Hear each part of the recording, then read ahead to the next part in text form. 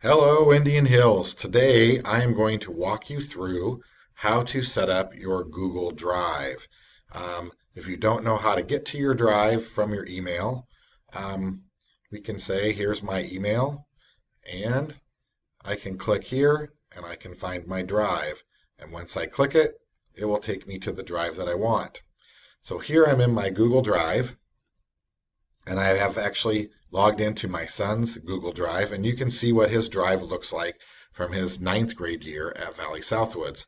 You can see he has a folder for each one of his classes, and each one of them is a different color. This is one view. I don't like this view personally, so I can click this right here, and now I have a list of all of the folders in the Google Drive. You can also click up here and they can be listed down there. That makes it easy if you want to slide things back and forth in the folders. So you can see that he has all of his classes. He has a folder, and each one of them is color-coded.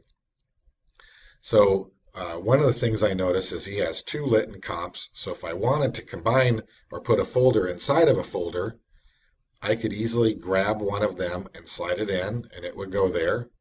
And here's a research project he did for Lit and Comp, so I'm going to put those in there. And so if I opened Lit and Comp now, I would see that there's folders within folders. So that's a way that you could create a unit inside of each subject area.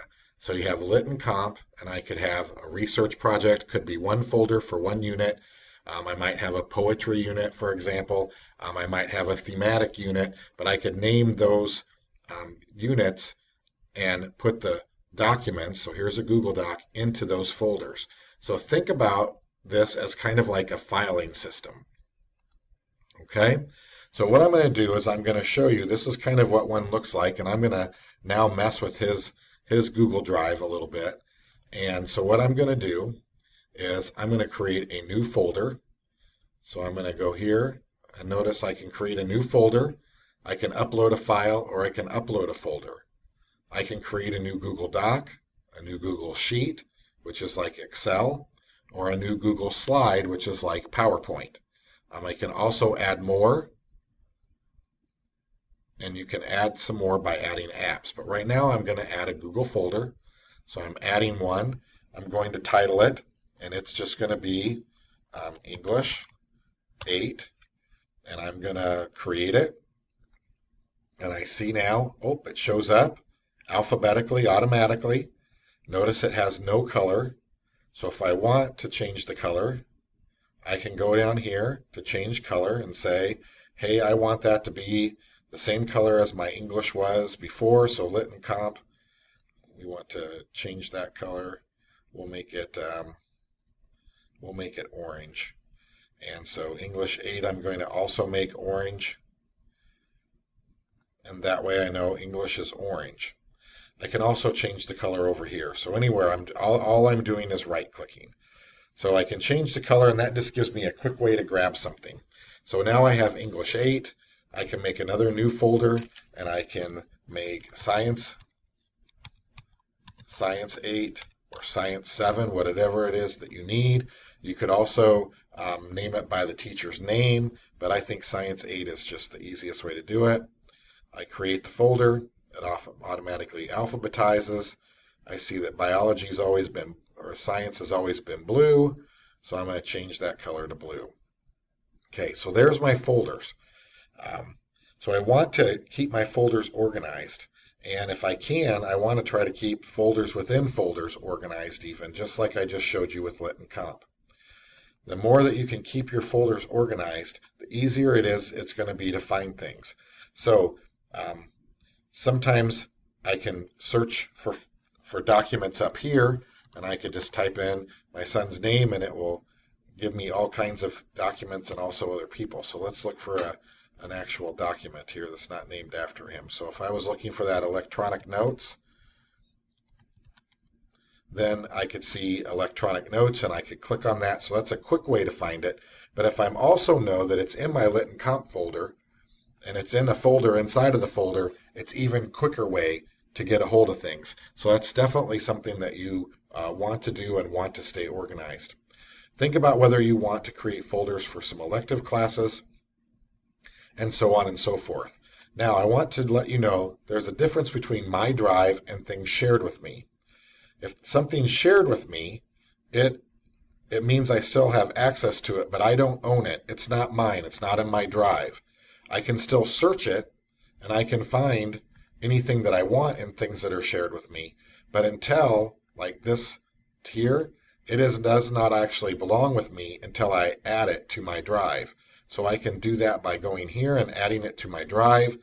And it says Valley Southwoods Bio textbook. So now I want to organize it, and probably it should go under bio. So now I've put it there, move here, done. So that has now been moved into my biology folder, and now I own it. So now I can share it, I can do all kinds of things with it. When it's shared with me, I don't own it. If I want to own it and I want to edit it and I want it to be mine and I want to share it, then I want to have it be in my drive. So keep that in mind. Some things you want in your drive and some things you do not. The other thing that I wanted to show you, besides that, was down here, there's Google Photos.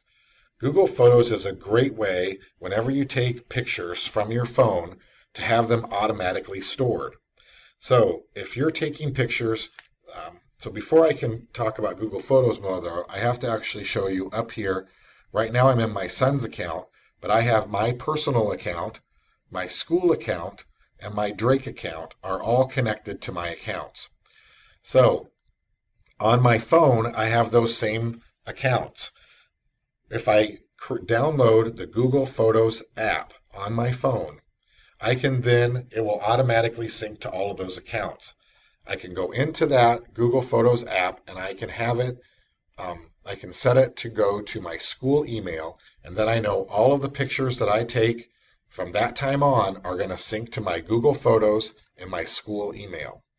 Then I have to remember to switch it back to my personal account, and then all of the pictures that I'm taking are automatically going to sync into my Google Photos for my personal account.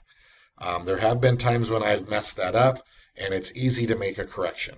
But Google Photos, now I have a picture that I can drag and put into a project. So that's where photos and videos will all go here to Google Photos. So photos and videos, and you can use those for projects. But you have to have the app on your phone. All right, so today you've learned how to create folders, how to create folders in folders, the difference between shared with me and my drive, how to use Google Photos, and how to add multiple accounts to your Google account.